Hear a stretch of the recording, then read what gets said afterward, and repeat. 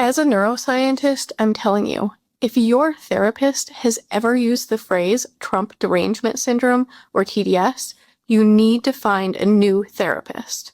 TDS is not a diagnosis. It has no grounding in biology or psychology and no basis in evidence-based therapeutic practice whatsoever.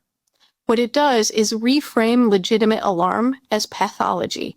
It tells people that noticing real danger means they're irrational or mentally ill.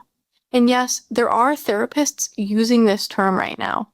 One Manhattan-based clinician recently claimed that 75% of his patients have TDS. These patients have told him that they can't sleep, they can't relax on vacation, and they feel profoundly distressed by modern politics. And these are predictable, well-documented responses to societal instability.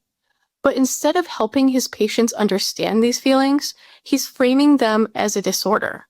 For a clinician, that's a complete ethical failure. Reframing a patient's alarm as mental illness tells patients to distrust the very feelings they came to therapy to understand. And this tactic has a long history. When political conditions deteriorate, those in power often label dissent as instability to avoid addressing the conditions producing the alarm.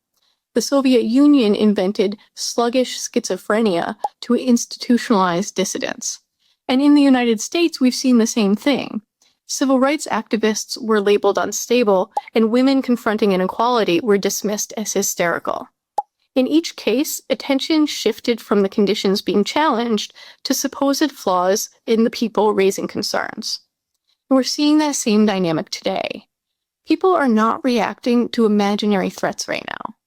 Over the past year, we've seen presidential power weaponized against political opponents, people detained or deported without due process, open praise of authoritarian leaders, escalating dehumanization of marginalized groups, and rhetoric edging towards ethnic cleansing.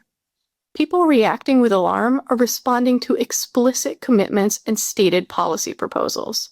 Their nervous systems are doing exactly what they're designed to do when facing clear threats.